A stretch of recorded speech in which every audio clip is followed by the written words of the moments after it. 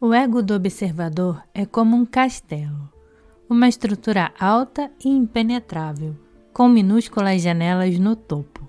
O ocupante raramente deixa seus muros, observando em segredo quem vem até a porta e evitando ao mesmo tempo ser visto. Observadores são pessoas muito privadas. Gostam de viver em lugares ermos, longe da tensão emocional. Com frequência, estão em casa com o telefone desligado e observam a ação à margem da multidão, fazendo uma tentativa exploratória de tomar parte. 5 se sentiram incomodados quando eram crianças. As paredes do castelo foram rompidas e sua privacidade roubada. Sua defesa estratégica é a retirada, minimizar o contato, simplificar suas necessidades, fazer todo o possível para proteger o espaço privado. 5 dizem que inventam formas elaboradas para criar uma distância segura, porque assim que alguém se aproxime demais, eles perdem sua defesa fundamental. O mundo exterior parece intrusivo e perigoso. Em consequência, observadores preferem acolher o pouco que encontram pelo caminho a se arriscar a deixar os muros seguros do lar.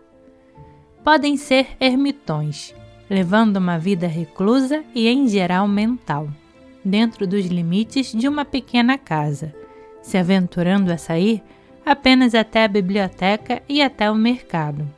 Podem ser também bastante públicos, mas numa posição de controle remoto, onde as interações da linha de frente são feitas por outros que provavelmente farão relatórios por telefone. Quando 5 aparecem em público, é provável que estejam se escondendo numa pose, o que significa que minimizaram seus sentimentos antes de entrar em cena. 5 preferem não se envolver. Transações financeiras têm a sensação de perigo. Compromissos são coercivos. A raiva e a competição devem ser controladas, e os vínculos emocionais são sentidos como se fossem um dreno. 5 também podem se sentir coagidos pelas expectativas positivas das pessoas.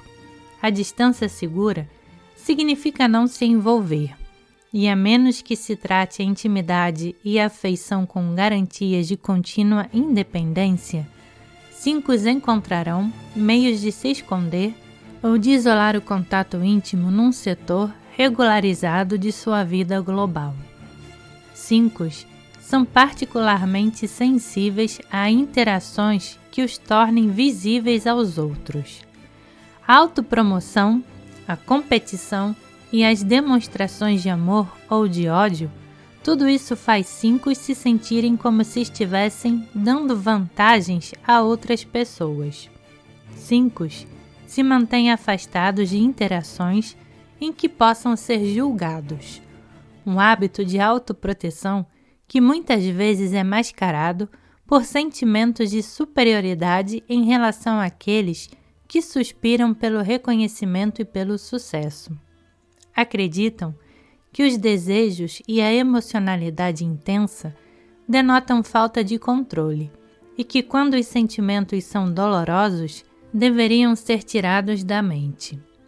Há uma sensação de realização por serem capazes de se livrar tão facilmente das necessidades que dominam a vida de outras pessoas.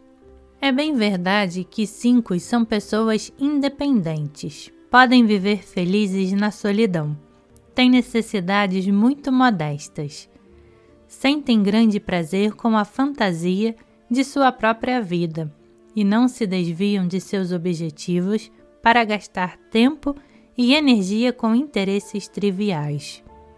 Sua independência, porém, se baseia em sua capacidade de afastar a atenção de sua vida emocional e instintiva, o que tem o dispendioso efeito secundário de forçá-los a viver em suas mentes. O amor à privacidade se transforma em solidão quando um 5 se isola e não consegue alcançar os outros. Quando a fome de contato é despertada, 5 percebem que é muito difícil ir até as outras pessoas e que é muito frequente ficarem observando a própria vida passar. Vivem numa atmosfera de escassez, preferindo a independência à satisfação, vigilantes de seus próprios desejos que podem levá-los a se ligar a outras pessoas. Vazios por dentro e incapazes de pedir mais, tornam-se extremamente apegados ao pouco que têm. Algumas lembranças para preencher o espaço vazio e algumas ideias incalculavelmente preciosas para a mente faminta. Quando quero fazer contato, é como morrer de fome num banquete. Suspiro pelos sentimentos que vejo nos outros. Não posso avançar, nem posso retroceder. Minha mão é uma pedra de gelo no meu colo debaixo da mesa.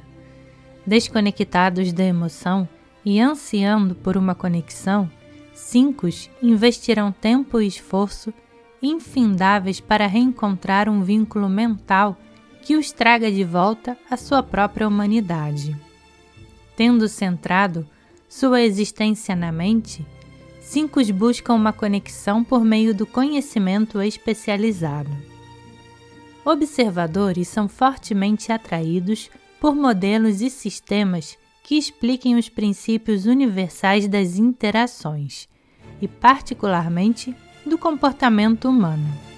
Dominando um sistema tal como a matemática ou a psicanálise, ou ainda o eneagrama, eles são capazes de formar um conceito mental sobre como ocorrem as interações e de se situar dentro do sistema de uma maneira emocionalmente desligada.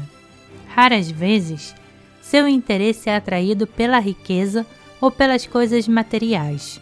Dinheiro é bom apenas pela privacidade que compra e pela independência de ter tempo livre para estudar e seguir seus outros interesses.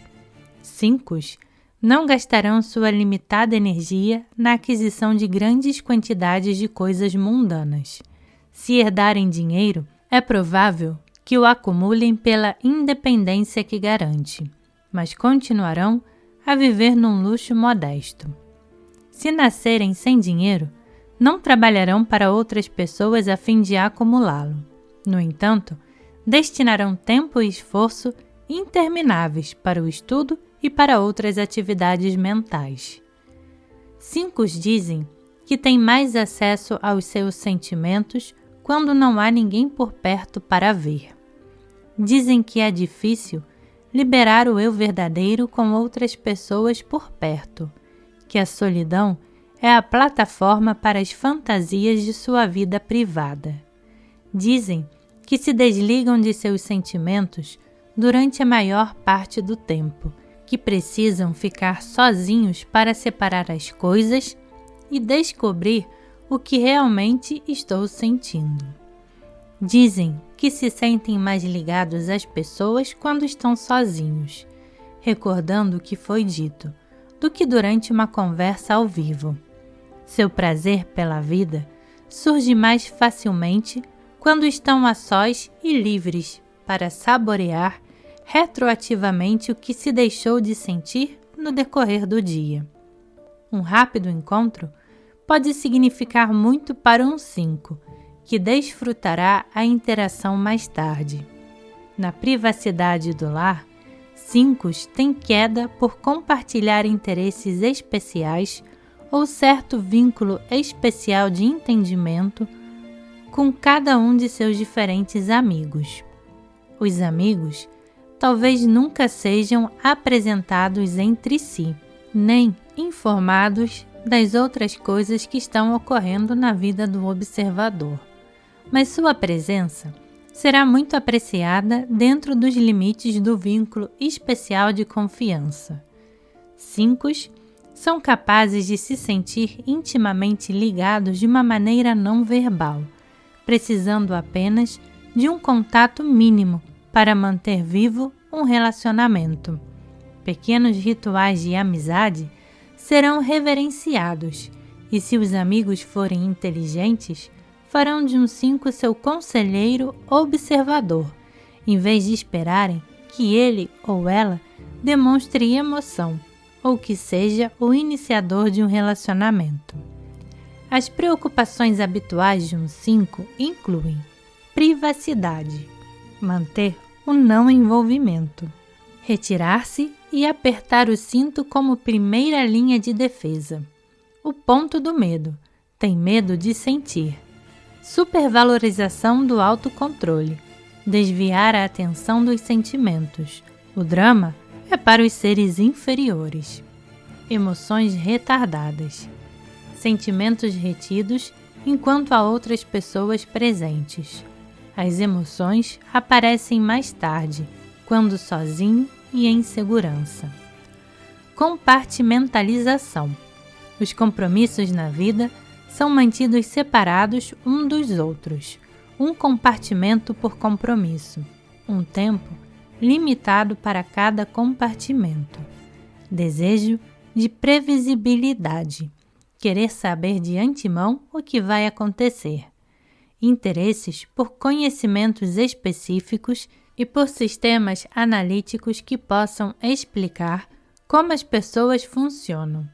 Querer um mapa para explicar as emoções. Psicanálise, Eneagrama. Confusão entre o desapego espiritual e um prematuro bloqueio emocional para afastar o sofrimento. O Buda não iluminado. Um estilo de atenção que consiste em enfocar a vida e a si mesmo a partir do ponto de vista de um observador exterior, o que pode levar a um isolamento em relação aos sentimentos e aos eventos de sua própria vida, e a capacidade de manter um ponto de vista isento de influências emocionais. Há 2 padrões de família que normalmente fazem as crianças querer se retrair. O primeiro é descrito por aqueles que se sentiram tão completamente abandonados que aceitaram seu destino, mas aprenderam a se desligar dos sentimentos a fim de sobreviver. O segundo, e o relato mais frequente sobre a infância, é aquele em que a família era tão psicologicamente intrusiva que a criança se fechou emocionalmente com o intuito de escapar. A seguinte declaração foi dada por um homem com perfil clássico do 5. Ganhou muito dinheiro numa obscura modalidade comercial em que é o único especialista no campo, mas prefere viver num bairro precário de São Francisco, porque o aluguel é barato, e o restaurante chinês, onde faz todas as refeições, fica a meia quadra de distância. Lembro-me é do silêncio e do prazer de ficar sozinho. Éramos 5 pessoas girando em órbitas separadas em partes diferentes da casa.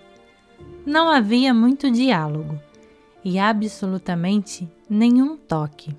Nossos pais nasceram surdos e, igual a todas as pessoas surdas, não sabiam modular a voz.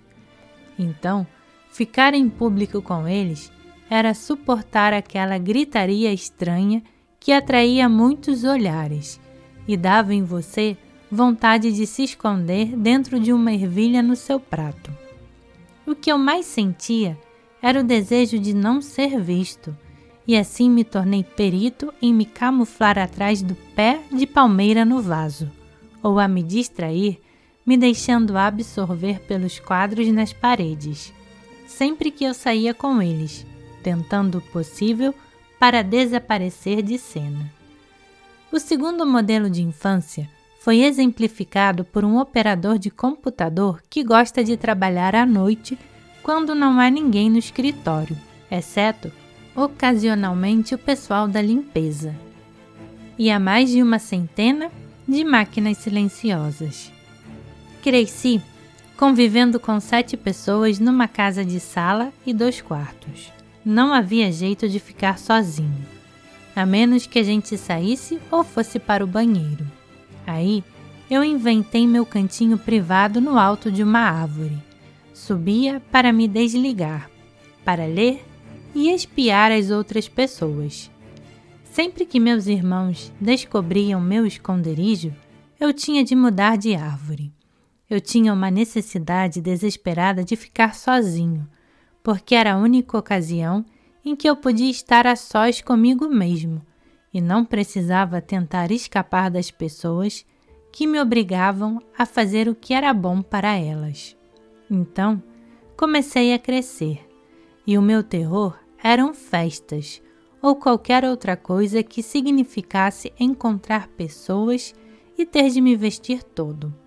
Eu simplesmente não chegava a tempo para não ter de ficar conversando à toa, dizendo coisas previsíveis. A primeira coisa que eu fazia ao chegar era descobrir onde ficavam as saídas e traçava meu plano de deslizar da frente até ficar em posição perto de uma delas. O pior era ficar preso numa conversa, especialmente com alguém que quisesse tirar algo de mim.